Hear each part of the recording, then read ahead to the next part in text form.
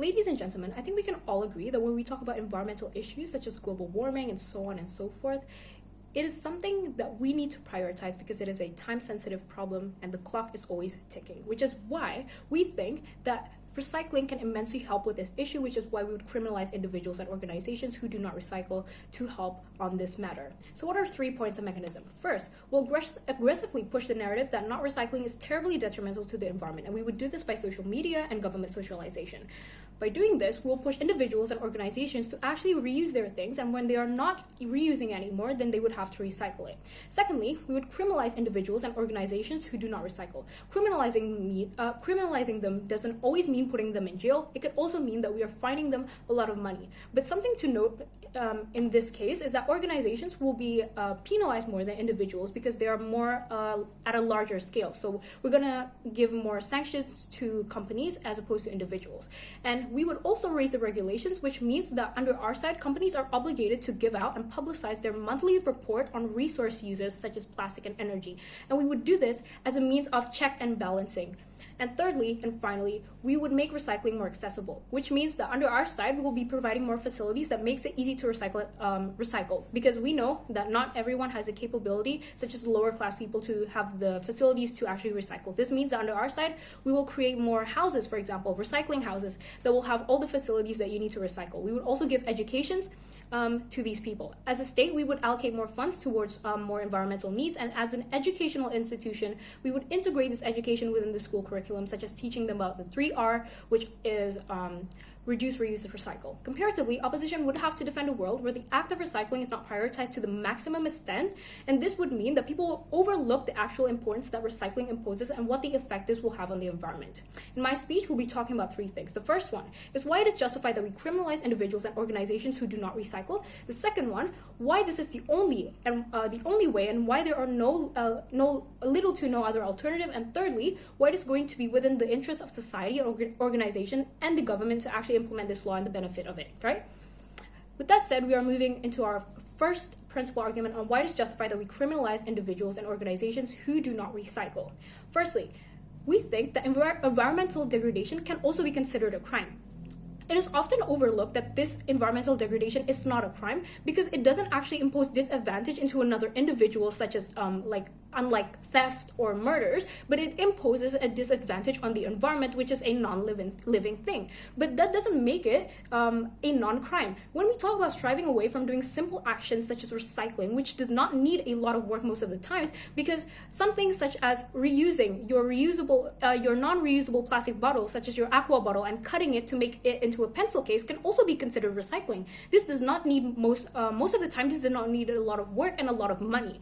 But when we're talking about a collective environmental degradation, because we are talking about a lot of individuals that are collectively not recycling, then we can also consider that to be an environmental crime. There are 2 actors that we need to look at. The first one are organizations and companies. The second ones are individuals. So let's take a look at the organizations first. We think organizations produce so much non-biodegradable waste on a yearly basis on top of the carbon that they also produce because of their factories. We're talking about millions of tons of plastic being used. We actually need to put a stop to it because they are one of the biggest reasons that global warming is still happening in this status quo. Now, opposition may say that big corporations will lobby the government, which will mean that our side of the house won't be able to put this law into place. But this is not going to happen because under our points of mechanism, we have already explained how we are going to require these companies to actually give out their monthly reports on their resource uses, such as plastic and their energy. So this will act as a check and balance. And if the public sees it, then they will receive a lot of backlash, which is not going to be within their interest. Second actor is that individuals, we think, also produce a lot of things. However, individuals have things that they cannot do as an alternative, such as turning off your AC or electricity if you live in a hot country. So we think the very least they can do is actually just recycle your things because it requires little energy and little amount of money. Now, opposition may say that poor people don't have the ability to recycle because it takes a lot of money and facilities are hard to find. But we think that by reusing and recycling, we're actually saving money because we're using the things and we do not need to buy new things, right? And facilities facilities are hard to find is also not a valid argument, because we have already pointed out that we will provide allocations that can help in these areas and places that people can actually collectively recycle in. Second reason then is that people have the choice and capability to use other alternatives, such as bringing reusable plastic back to stores, or using plastic straws and bringing their own bottles instead of purchasing a single-use plastic bottle. But they don't do that simply because they don't want to, and they live in a society where it actually pushes them to keep buying these products. This is simply because there are not enough reinforcement in the current status quo that stops their incentive to use things such as non-reusable plastic bag. Under our side of the house, however, we will have stronger laws and regulations regarding the criminalization of not recycling, and people are actually pushed to use less of these products and move to reusable products, right? Second layer of argument on why this is the only way and why there are little to no other alternative is that we think, first reason, is that lots of countries have excess waste such as plastic. There are literally places in this world which are just filled with rubbish and plastic waste and more. This looks like the Al Salabia in Kuwait, which is the largest tire dump in the world. Those tires from cars would often catch fire by itself because of the extreme heat from the sun, therefore releasing more carbon into the air. This also looks like India, which is the country that was ranked number 1 in 2020 for the most plastic waste in ocean, resulting in the ever so slowly but deadly death of sea life. Second reason is that we have come to a point where we need to reinforce laws on things that our lives depend on. A parallel example for this is that police catches thieves and murderers in order to create a safer environment for everyone so that people will actually have the chance to live a safer life. It's very much symmetrical here, where the law and the system will punish people who do not recycle because it is considered a collective environmental degradation, and if enough people do it, then it's going to impose some very bad things to our environment. At least under our side of the house, there's an exclusive benefit of a better law enforcement and in the environmental sector, which there is a great lack of in the status quo.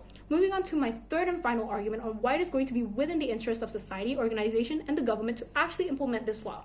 We have 2 points of urgency. The first one is that environmental issues are very time sensitive. You may have heard that we have currently less than 10 years until global warming is irreversible. Well, guess what? The reason that's happening is because we have excessive plastic waste all around the world that is contributing to this matter. Second urgency is that we have overconsumption of things such as plastic. And when we're talking about plastic, we're talking about something that is not biodegradable. Plastic can't deteriorate into soil. They will simply stay there for the rest of eternity. So the best thing that we can do is actually recycle this.